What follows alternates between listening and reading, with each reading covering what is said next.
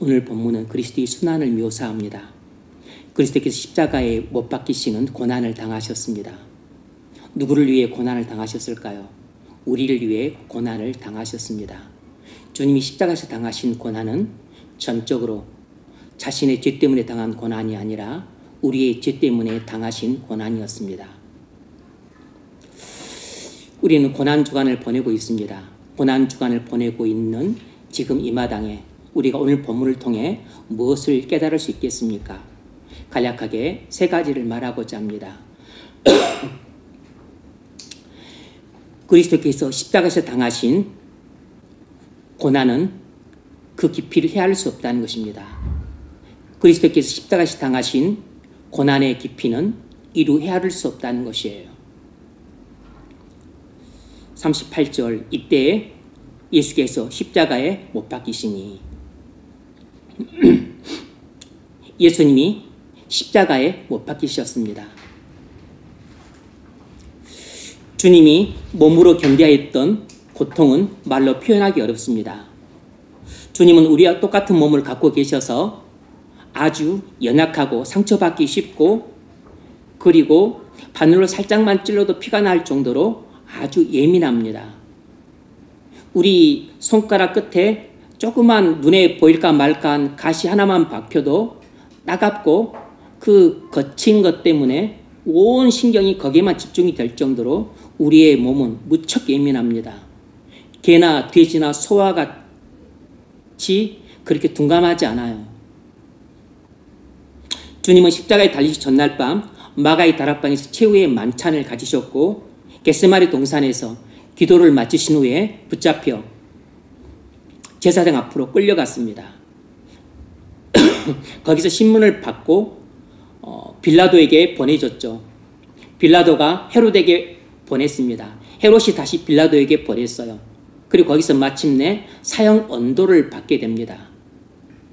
그리고서 거기서 채찍에 맞고 가시면류관을 쓰고 또 뺨을 맞고 침을 뱉고 모욕을 당하고 욕설을 들었습니다. 그리고 나서 로마 군인들에게 넘겨졌습니다. 로마 군인들은 주님의 옷을 벗겨 송포를 입혔고 그리고 갈대를 손에 들려주고 희롱하고 그리고 침을 뱉고 머리를 쳤습니다. 주님은 자신이 못 박혀야 될 십자가 형틀을 짊어지고 골고다 언덕길을 올라가다가 여러 번 쓰러지셨습니다. 그리고 마침내 갈보리 언덕에서 십자가에 못 박혀 높이 달리셨습니다. 십자가에 못 박히는 것은 어떤 것이겠습니까? 로마법에 의하면 십자가에 못 박혀야 할 죄수는 자기가 만든 형틀에 등을 대고 양손을 벌린 채 양 손목에 굵은 못을 박고 그리고 양 발목에도 굵은 대못을 박습니다. 죄수의 몸이 십자가에 못 박히면 십자가를 일으켜서 땅에 고정시킵니다. 그런 후에 목마름과 탈진과 고통 속에서 몇 날 며칠이고 죽을 때까지 십자가에 달려 있어야 됩니다. 빨리 죽으면 3, 4일, 보통은 일주일이 넘고 심하면 보름까지도 간다고 했습니다. 한순간에 죽는 것이 아니고 모든 감각이 살아있는 상태에서 서서히 몇 날 며칠이고 죽을 때까지 견뎌야 되기 때문에 그 고통은 이루 말할 수 없습니다. 그래서 십자가형은 로마 제국에서도 가장 악질적인 죄수에게만 주어졌던 끔찍한 형벌이었습니다. 주님이 십자가에 못 박힌 상태에서 손과 발의 말초신경과 감각을 통해 매 순간 느껴지는 극도의 고통과 그 한낮에 내리쬐는 땡볕 아래에서 탈수와 탈진으로 인해서 극도의 목마름과 일사병이 들어서 그래서 서서히 죽어가고 있었습니다. 이것이 주님이 십자가에 못 박혀 겪으셨던 육체의 고통입니다. 주님은 우리 죄를 지고 이렇게 십자가에 못 박혀 처절한 고통을 당하셨습니다. 6시간 동안 군중 앞에서 치욕스러운 십자가에 못 박혀 발가벗긴 채로 머리끝에서 발끝까지 피를 흘린 채 구경거리가 되셨습니다. 우리는 구경거리가 되는 걸 싫어하죠. 근데 그것도 발가벗긴 채로, 그것도 높이 십자가에 달린 채로 온 군중들의 조롱과 욕설을 들으면서 구경거리가 되셨어요. 육체의 고통도 끔찍했지만, 그리고 그 치욕과 수모도 말할 수 없이 끔찍했을 겁니다.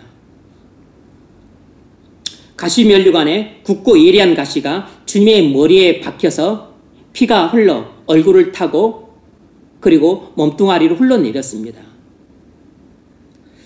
굵은 대못이 박힌 양 손목에서는 손목뼈가 바스러지고 힘줄이 끊어지고 피부와 살점이 또 떨어지고 모세혈관이 터져서 피가 아래로 뚝뚝 떨어졌습니다. 양 발목에도 굵은 대못이 박혔으니까 마찬가지로 발목뼈도 부스러지고 살점도 찢어지고 또 모세혈관이 터져서 피가 쭉쭉 흐르고 그리고 힘줄은 끊어지고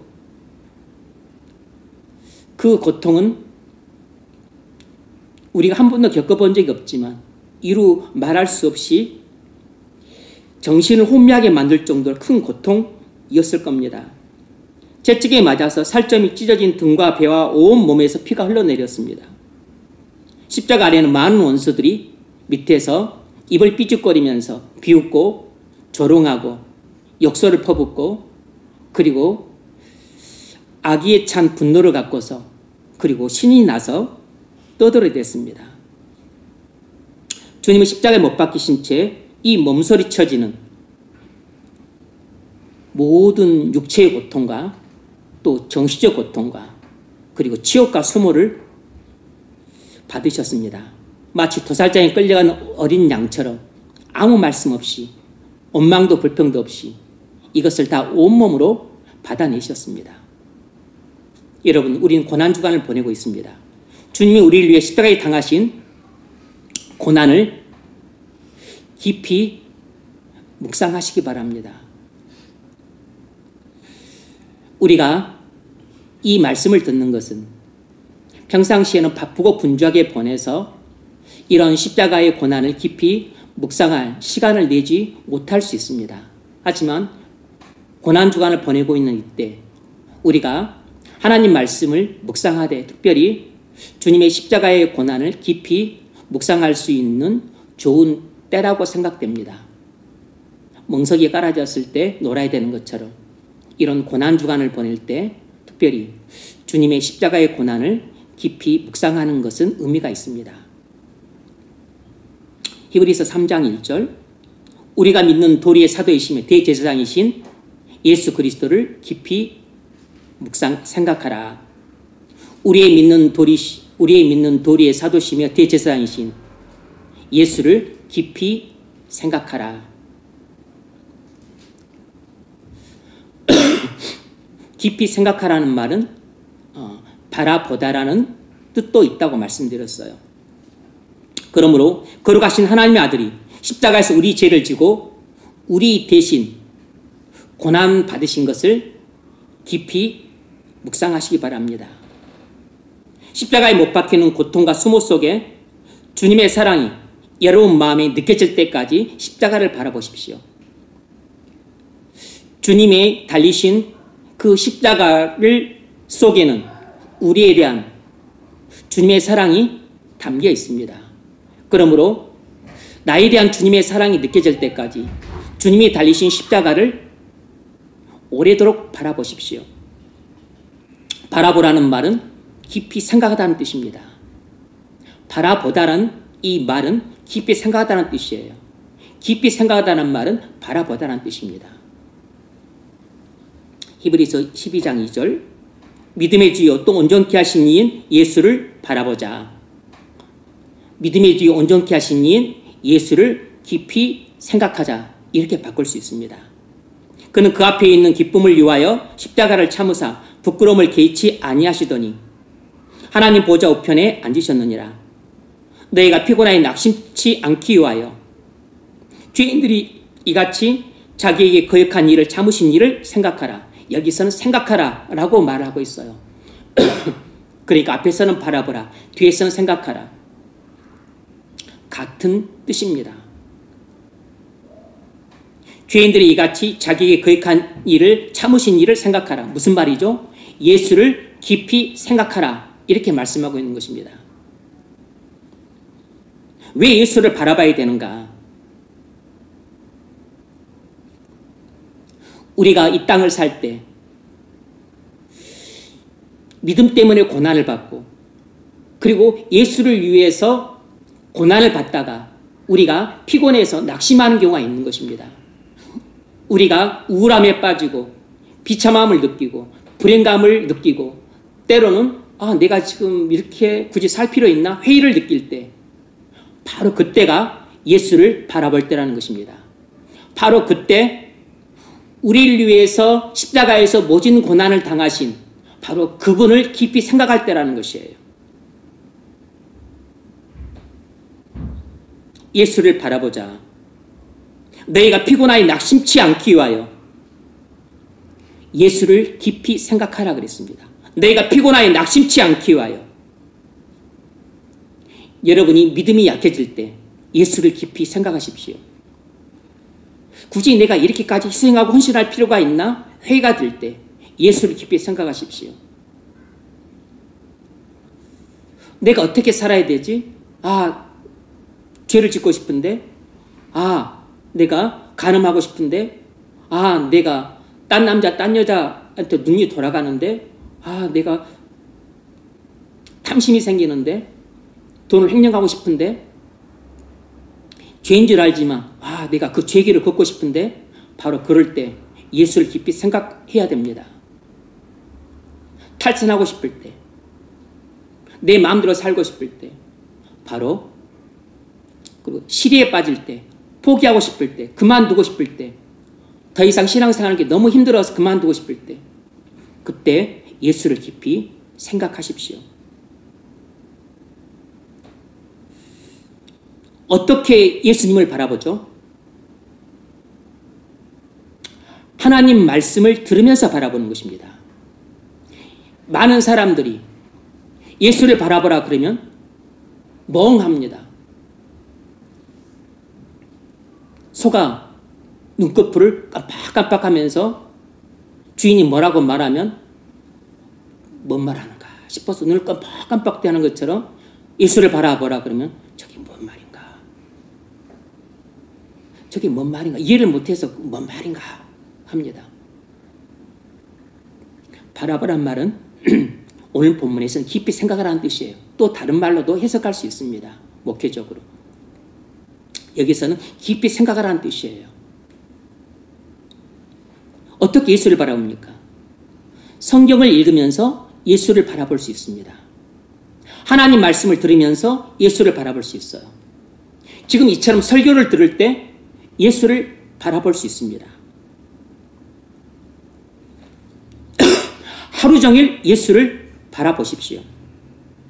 주님의 사랑이 깨달을 때까지 예수 십자가를 바라보십시오.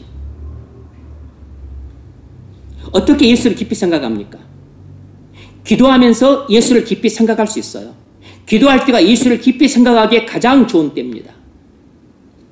성경을 읽으면서 예수를 깊이 생각하기에 아주 좋습니다. 묵상할 때가 예수를 깊이 생각하기에 이보다 더 좋을 때가 없어요. 걸어가면서도 예수를 깊이 생각하십시오. 버스 타고 가면서도 예수를 깊이 생각하세요. 전철을 타고 가면서도 예수를 깊이 생각하기에 괜찮은 때입니다.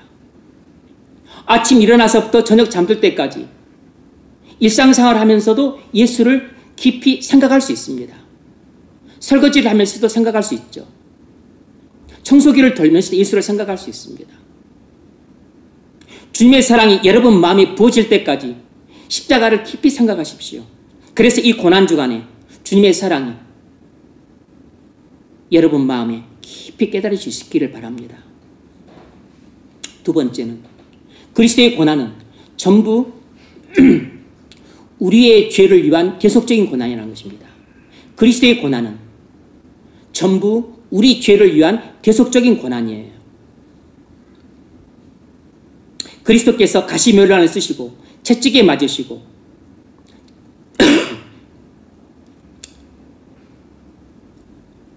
침뱉음을 당하시고 뺨을 맞으시고 그리고 십자가에 못 박히시고 창에 찔리신 이 모든 고난은 전부 우리 죄를 대속하기 위한 고난이었습니다. 이 점을 가장 잘 보여주는 것이 이사야서 53장 5절 말씀이에요. 그가 찔림은 우리의 죄악 때문이요, 그가 상함은 우리의 허물 때문이라. 이 구절이 그리스도의 십자가의 고난이 전부 우리의 죄를 대속하기 위한 고난이었다는 점을 가장 잘 보여줍니다. 그가 찔림은 우리의 허물 때문이요, 그가 상함은 우리의 죄악 때문이라. 이 구절은 그리스도의 고난이 우리의 죄악과 허물을 대속하기 위한 고난이라는 것을 말합니다. 구체적으로 말하자면 그리스도께서 가시면류관을 쓰시고 채찍을 맞으시고 침뱉음을 당하시고 그리고 십자가에 못 박히시고 그리고 창에 찔리신 이 모든 고난은 전부 다 우리의 죄를 대속하기 위한 고난이었다는 것입니다. 실제로 그리스도의 고난은 전부 우리 죄를 대속하기 위한 고난이었다는 것을 하반절에서 다시금 증명을 합니다. 그가 징계를 받음으로 우리는 평화를 누리고 그가 채찍에 맞음으로 우리가 나음을 입었도다. 그가 징계를 받음으로 우리가 평화를 누리고 그가 채찍에 맞음으로 우리가 나음을 받았도다. 그리스도께서 십자가에 못 박혀 죽으심으로 우리가 하나님과 화목하게 되었고 그리스도께서 채찍에 맞으심으로 우리 영혼의 질병이 치료되었고 우리의 육체의 질병도 치료되었다는 것입니다.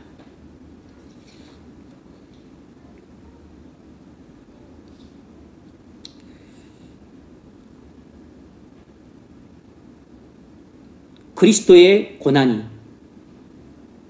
우리를 위한 대속의 고난이라는 것을 6절에서 더 확실히 말합니다. 여호와께서는 우리 모두의 죄악을 그에게 담당시키셨도다. 주님은 자신의 죄 때문이 아니라 우리의 죄 때문에 십자가의 고난을 당하셨습니다. 이처럼 그리스도의 고난은 우리 죄를 위한 대속의 고난임을 알 수 있습니다. 여러분, 주님이 죄가 없으신데도 정죄를 받으신 것은 우리 죄를 대속하기 위함이었습니다.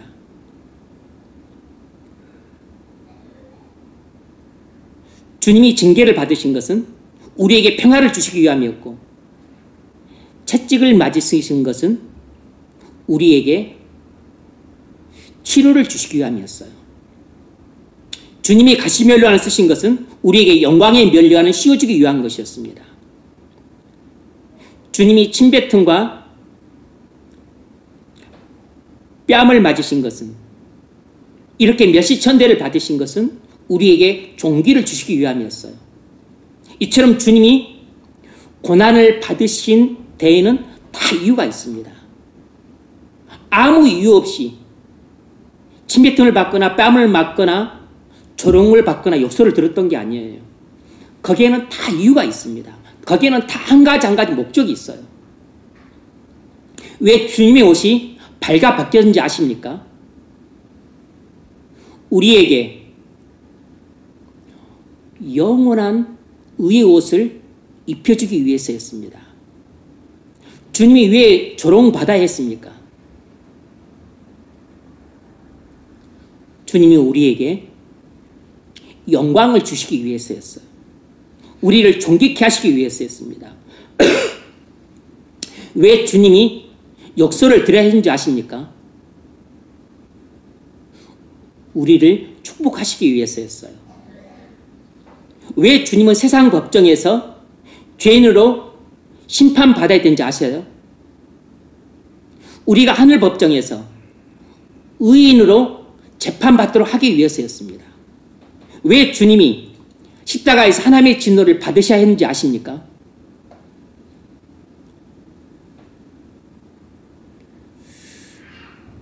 우리에게 하나님의 구원을 주시기 위해서였습니다.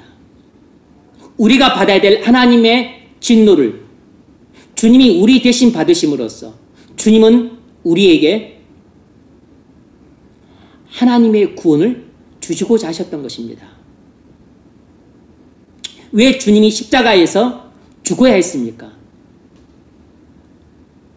우리에게 영생을 주시기 위해서였습니다.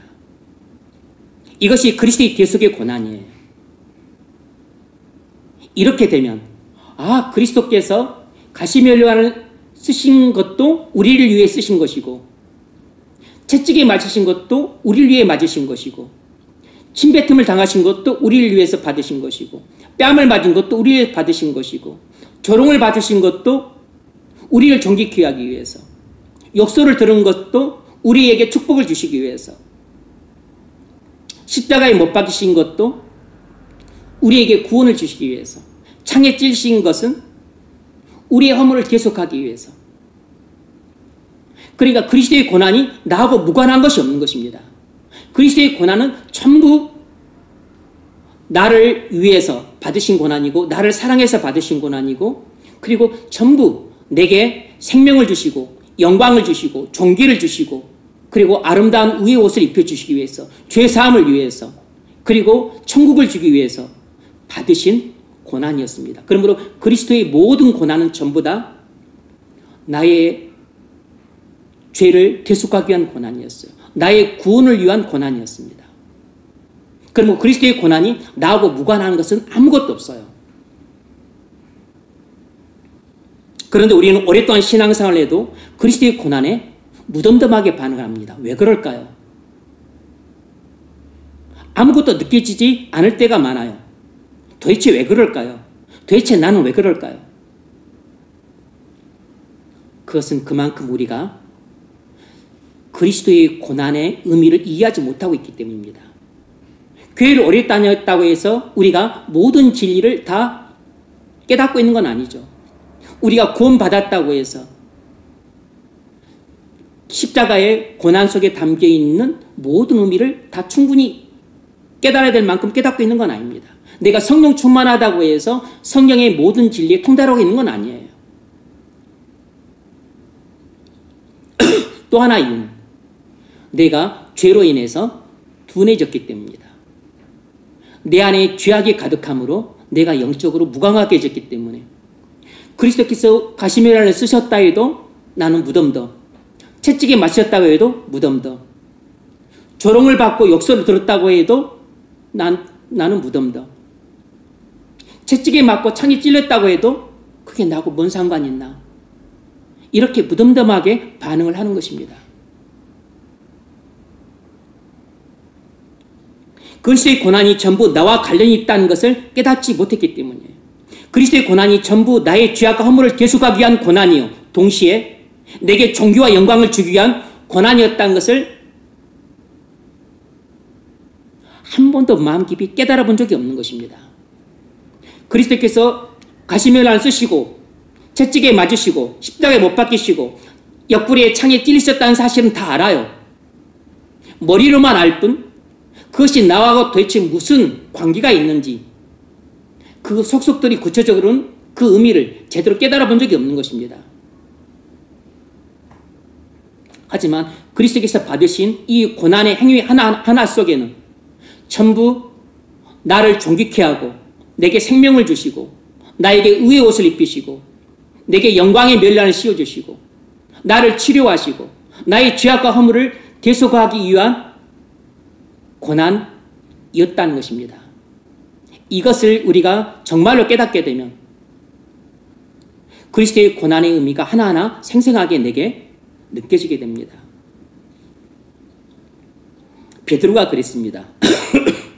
베드로는 예수님을 3년간 따라다니면서 믿음을 갖긴 했지만 그리스도의 고난의 의미를 제대로 깨닫지 못했기 때문에 신변의 위협이 왔었을 때 너무나 속절없이 무너지고 말았습니다. 하지만 성령을 받고 그리스도의 십자가의 고난의 의미를 깊이 깨닫게 되었어요. 베드로전서 2장 24절 친히 나무에 달려 그 몸으로 우리 죄를 담당하셨으니 이는 우리로 죄에 대하여 죽고 의에 대하여 살게 하려 하심이라. 이것은 베드로가 그리스도의 고난의 의미를 깊이 깨달았다는 증거죠. 친히 나무에 달려 그 몸으로 우리 죄를 담당하셨으니 이는 우리로 죄에 대하여 죽고 의에 대하여 살게 하려 하심이라. 베드로는 이렇게 주님의 십자가의 고난의 의미를 깊이 깨닫은 후에 자기 죄를 위한 대속의 고난임을 깨닫은 후부터는 오직 주님을 위해 살다가 주님을 위해 순교했습니다. 그러면 우리가 진정한 성도로 탈바꿈 하느냐 하지 못하느냐는 우리가 주님의 십자가의 고난의 의미를 깨닫느냐 깨닫지 못하느냐에 달려있다고 할 수 있습니다.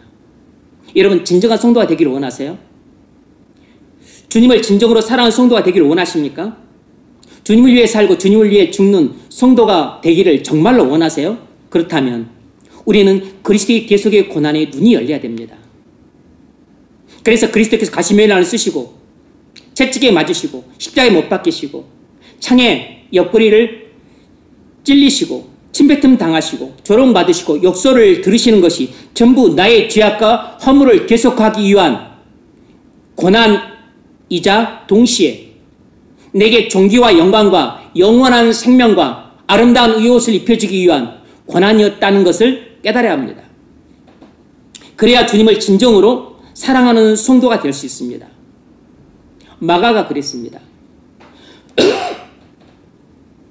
마가는 바울 일행과 1차 선교여행을 다니다가 너무 힘들어서 그냥 중도에 도망쳐 버렸습니다. 바울이 무척 화가 났어요. 그래서 2차 선교여행은 안 데려가려고 했습니다. 크게 실망했던 거죠. 하지만 그렇게 실망을 안겼던 마가가 후에 그리스도의 십자가의 고난의 의미를 깊이 깨닫게 됩니다. 그래 변화되었어요. 그 후에는 바울의 신실한 동역자가 되어서 마가를 데려오라고 말할 정도였고 또 베드로의 영적 아들이 되어서 베드로 사역에 동참하면서 베드로의 통역관 노릇을 해주었습니다. 그래서 훗날 마가는 시작할 때는 미미했지만 나중은 그의 사역이 창대해졌어요. 그러다가 이제 바울과 베드로 둘 다 순교하고 나서 그는 이집트 알렉산드리아로 가서 이집트에서 복음을 전해서 이집트 복음화의 영적 아비가 되었습니다. 특별히 알렉산드리아를 중심으로 알렉산드리아는 대도서관이 있는 학문 도시이자 또 무역이 발달했던 상업 도시였어요. 그 거대 도시 알렉산드리아에서 복음을 전하다가 성난 폭도들에 의해서 붙잡혀서 질질 길에서 끌려다니다가 두들겨 맞고 목베임을 당해 순교했습니다. 그래서 지금도 이집트 성도들은 마가를 높이 추앙해요. 이집트 복음화의 영적 아비입니다. 마가는 그리스도의 고난의 의미를 온전히 깨닫고 그 다음부터는 놀랍게 변화되어 헌신했습니다. 그러므로 여러분이 정말로 주님을 사랑하는 성도가 되기를 원한다면 주님의 모든 고난이 여러분의 죄악과 허물을 대속하기 위한 고난이자 동시에 여러분에게 존귀와 영광과 영원한 생명을 주기 위한 고난이었다는 사실을 깨달으시기 바랍니다. 그러면 주님의 사랑이 여러분 마음에 폭포수처럼 부어지게 될 것입니다. 진리를 깨닫게 될 때 은혜도 부어지는 법입니다. 눈이 열리게 될 때 진리를 깨닫게 되고 그때 은혜도 부어져요. 은혜가 부어지면 마음이 변화됩니다.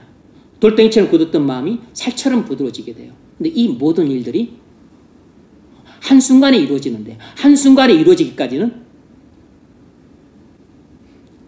일정한 시간이 필요합니다. 성경을 읽는 시간이 필요하고 묵상하는 시간이 필요하고 기도도 필요하고 그리고 하나님 말씀을 듣는 시간도 필요해요.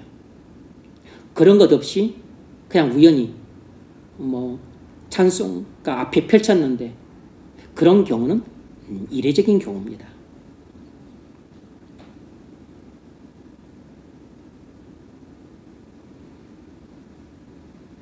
왜 우리는 그리스도의 대속의 고난을 마음으로 느껴야 합니까?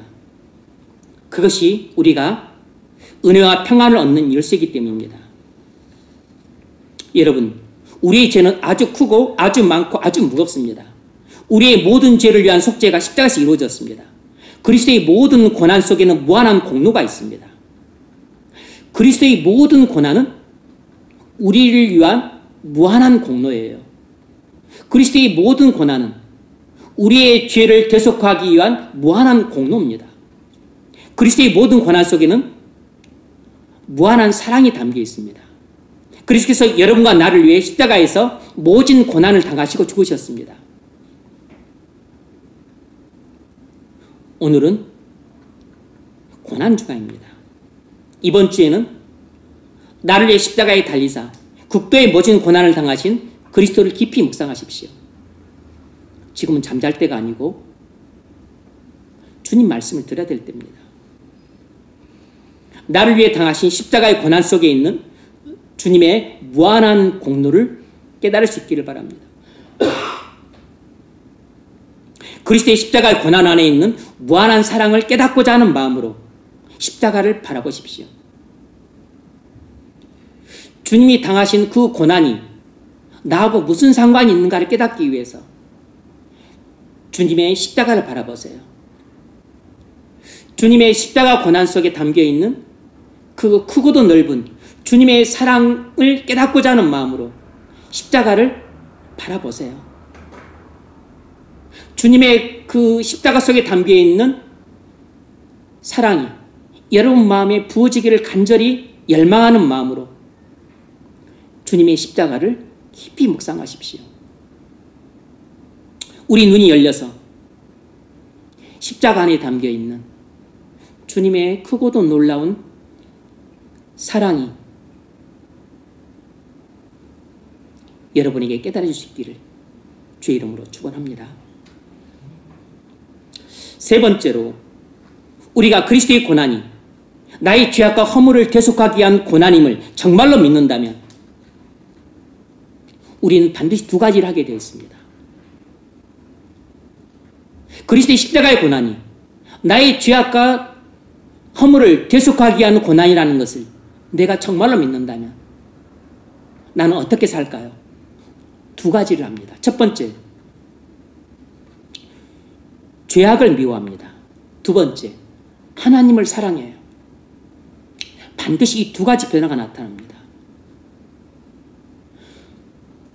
나의 죄를 미워하고 그리고 하나님을 사랑합니다. 우리 죄 때문에 주님이 십자가에서 고난당하셨습니다. 우리 죄 때문에 주님이 가시멜란을 쓰셨고 채찍질을 당하셨고 십자가에 못 박히셨어요. 우리 죄 때문에 침뱉음을 당하고 뺨을 맞고 조롱을 받고 욕설을 들으셨습니다. 그러므로 내 죄 때문에 주님이 십자가에서 고난당하셨다는 것을 믿는다면 우리는 모든 죄를 혐오하게 되어 있습니다. 주님의 십자가의 공로 때문에 내가 모든 죄를 용서받았다는 것을 믿는다면 나는 나의 모든 죄를 미워할 수밖에 없습니다. 그리고 하나님을 사랑하게 돼요.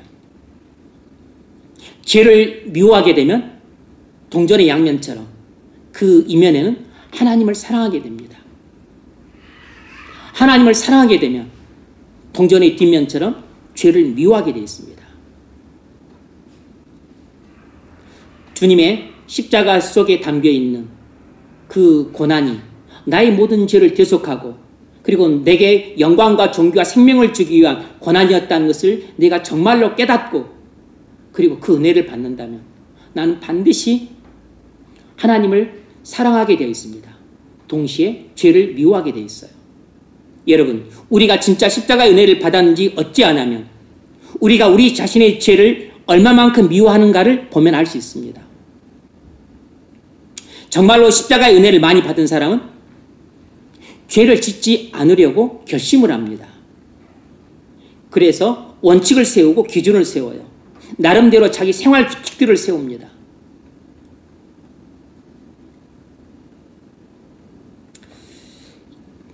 그래서 죄에 대해서 아주 민감합니다. 마음속에 일어나는 생각,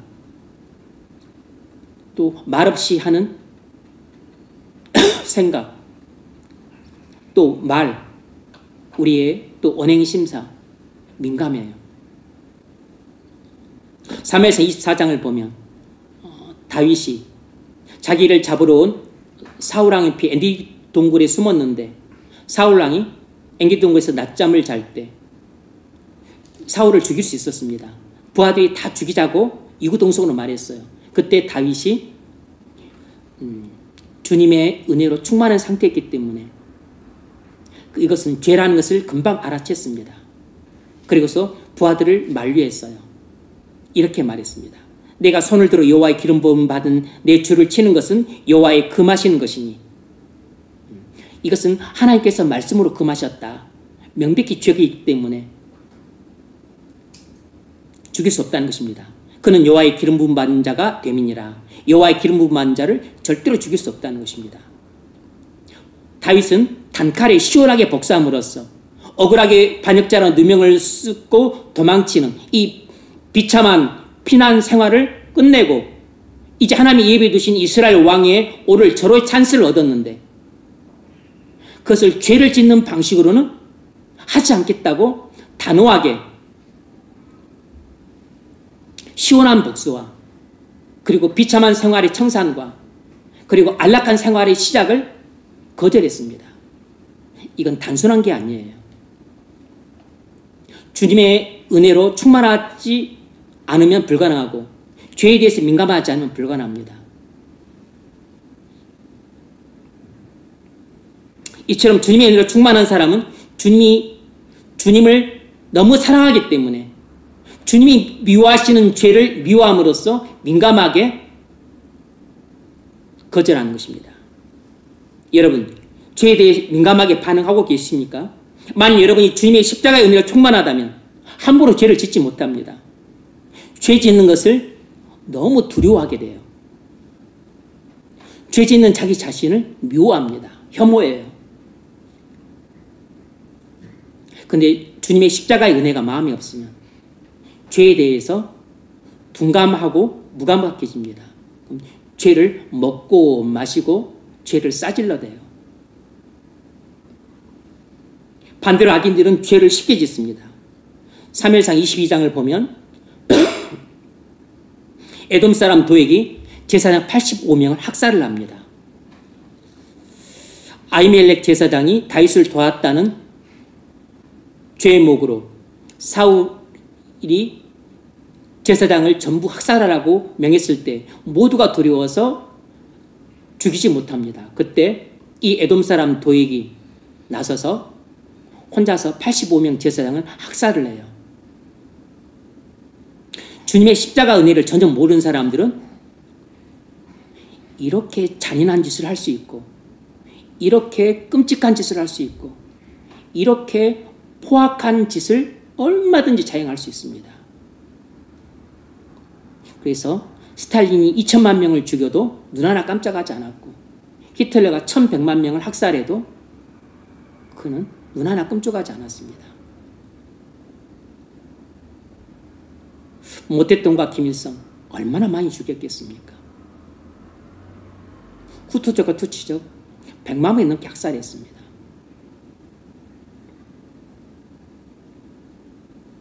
교회를 다니고 복음을 들어도 마음속에 주님의 십자가 은혜가 없는 사람은 쉽게 죄를 짓습니다. 왜 쉽게 죄를 지을까요? 하나님을 사랑하지 않기 때문입니다. 하나님을 사랑하면 죄를 미워하기 때문에 죄에 대해 민감해서 죄를 쉽게 지을 수가 없어요. 그런데 하나님을 사랑하는 마음이 없으면 죄를 사랑하기 때문에 죄 짓는 것이 일이에요. 죄 짓는 것이 즐거움입니다. 죄 짓는 것은 나의 힘이에요. 주님의 십자가의 은혜를 깨닫고 깨닫지 못하고 이렇게 큰 차이가 있습니다. 교회를 다니는 성도여도 직분을 받은 집사, 권사, 장로여도 주님의 십자가의 은혜가 마음에 없는 사람은 하나님을 사랑하기보다는 죄를 사랑하기 때문에 죄를 쉽게 짓습니다. 죄 짓는 것을 두려워하지 않아요. 그러니까 거짓말도 쉽게 합니다. 얼마든지 음란한 죄를 지을 수 있어요. 거짓말을 쉽게 하는 사람은 다른 죄도 쉽게 지을 수 있습니다. 음란한 죄도 쉽게 지을 수 있고 그리고 탐심의 죄도 쉽게 지을 수 있어요. 다른 배우자와 얼마든지 간음하고 그리고 하나님께 바쳐야 될 돈을 바치지 않습니다. 그리고 가지지 말아야 될 돈을 가집니다. 써야 될 때 쓰지 않고 쓰지 말아야 될 때 씁니다. 그리고서도 전혀 죄의식을 못 느껴요. 죄라고 생각하지 않습니다.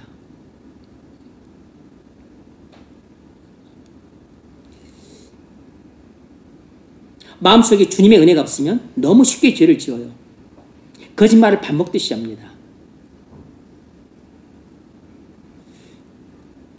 여러분 주변에 거짓말을 밥 먹듯이 하는 사람이 있다면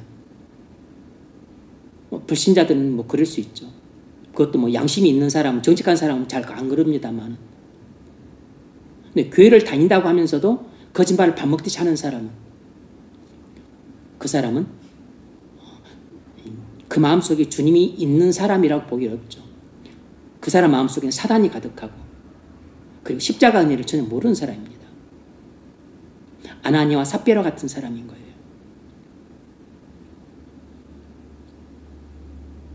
주님의 십자가 은혜를 받은 사람은 죄를 가볍게 여기지 않습니다. 거짓말 하나 하는 것도 두려워해요.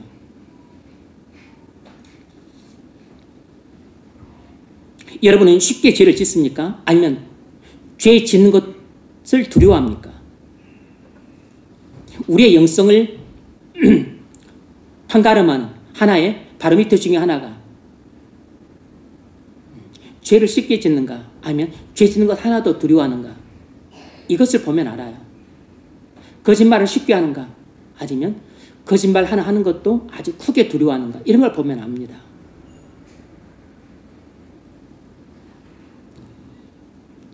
주님의 은혜로 충만한 사람은, 십자가의 은혜를 깊이 깨달은 사람은 잔꾀를 부리지 않아요. 잔꾀를 자꾸 부리는 사람은 그건 주님을 믿고 의지하고 맡기는 그런 믿음이 없는 사람입니다. 자꾸 야근수를 써요. 인간적으로 뭘 해보려고 합니다. 그건 주님을 믿고 의지하고 맡기는 그 믿음이 없거나 약한 것이죠. 십자가의 은혜를 아직 모르는 사람인 겁니다.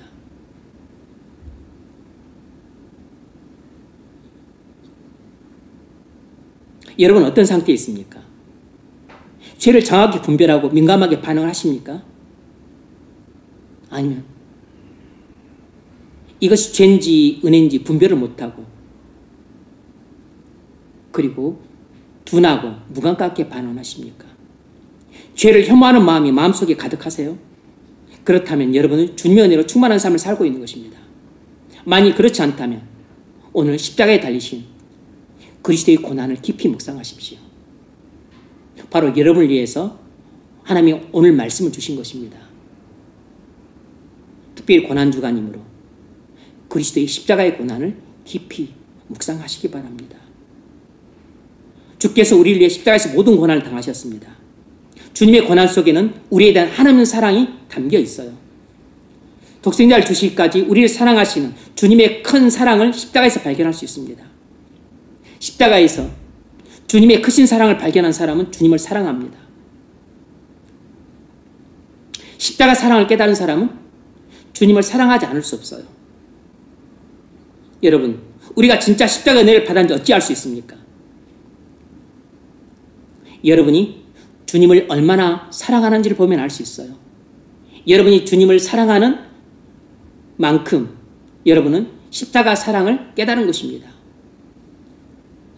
여러분이 정말로 십자가의 은혜를 충만하게 받았다면 여러분은 그만큼 주님을 충만히 사랑할 것입니다. 그만큼 여러분 죄를 미워할 것이에요.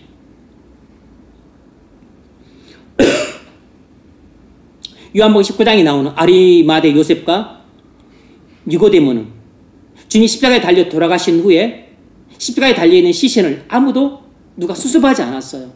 그때 아리마대 요셉과 니고데모가 떡하니 와서 예수님의 시신을 수습했습니다.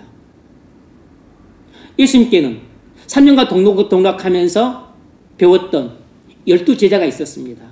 그런데 12제자는 누구도 주님의 시신을 수습하려 들지 않았어요. 70문도가 있었습니다. 70문도도 찾아오지 않았습니다.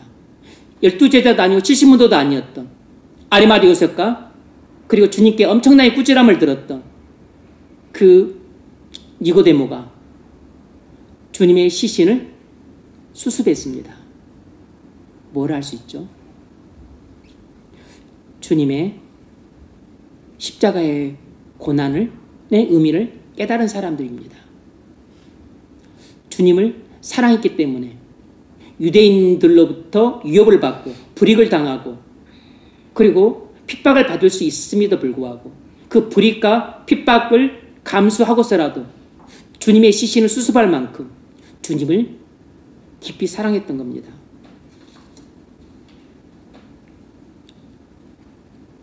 시편 35편은 다윗이 자기를 해하려는 악인들에게 어떻게 했는가를 볼 수 있습니다. 이를 통해서 다윗이 얼마나 주님의 십자가의 은혜가 넘친 성도인지를 알 수 있어요. 원수에 대한 이야기입니다. 나는 그들이 병들었을 때 굵은 베옷을 입으며 금식하며 내 영혼을 괴롭게 하였더니 내 기도가 내 품으로 돌아왔도다. 그러니까 원수들이 회개하지 않았다는 것이죠. 내가 나의 친구와 형제들에게 한 것 같이 그들에게, 그 원수들에게 행하였으며 내가 굽히고 슬퍼하기를 모치를 곡함같이 하였도다.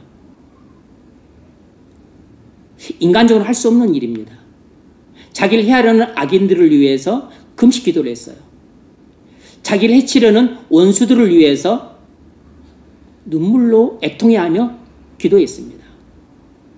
이건 성령의 감화가 아니면 할 수 없는 일이에요. 다윗은 성령의 감화를 따라서 죽기 살기로 하나님이 하라고 하면 했습니다. 악을 손으로 갚으라고 하면 악을 손으로 갚았고 저주하지 말고 기도하라고 하면 저주하지 않고 기도했습니다. 악인에게 손을 내밀어 도우라고 하면 악인에게 손을 내밀어 도왔어요. 원수를 사랑하라고 하면 자기 힘으로는 안 됐지만 성령의 감화로 원수를 사랑했습니다. 왜죠?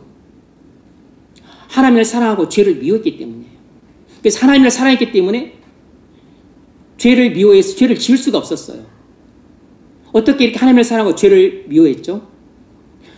주님의 은혜를 받았던 겁니다. 주님의 십자가의 고난의 은혜를 받았던 것이에요.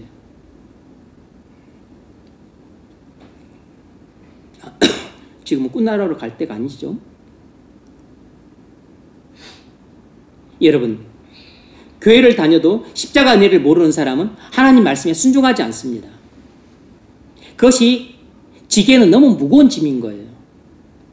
하나님을 사랑하지 않으면 말씀을 순종하는 것이 너무 힘들고 어렵습니다.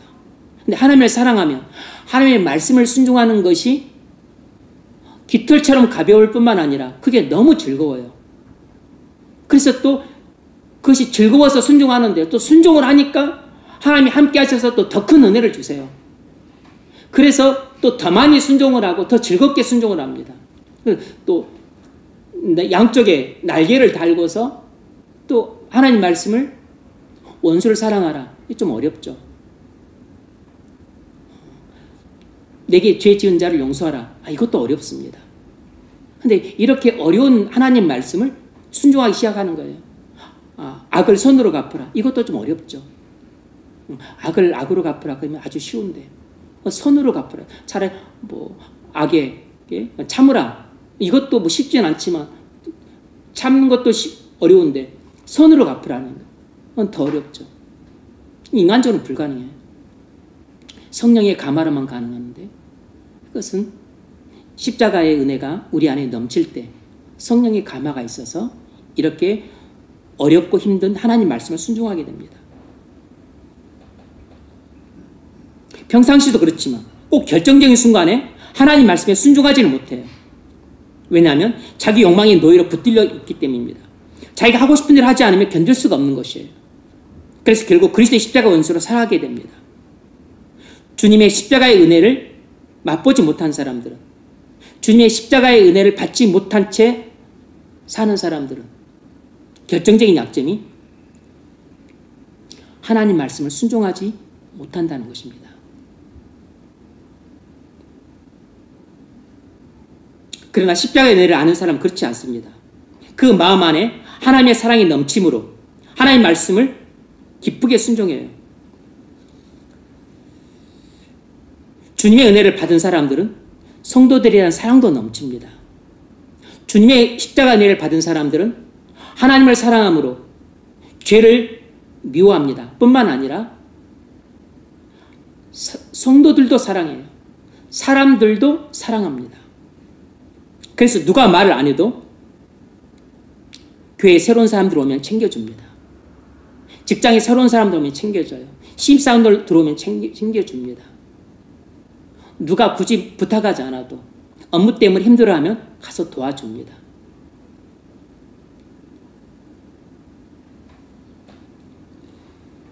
절대 개 닭보듯 하지 않고 불쌍히 여기는 마음으로 도와줘요. 혹시 연약한 교인들이 시험 들어서 교회 안 나오면 그들을 찾아가서 위로도 해주고 격려도 해주고 용기도 북돋아주고 그래서 그가 실족하지 않도록 붙잡아줍니다. 시험 들고 실족했으면 그를 위해서 또 눈물로 기도하고 그가 다시 주님께 돌아올 수 있도록 기도를 해줘요. 이런 일들을 하는 사람들이 바로 권사들이고 장로의 직분을 받은 사람들이에요. 그런데 권사 장로만 그런 일을 하는 게 아니고 모든 성도가 그런 일을 해야 됩니다.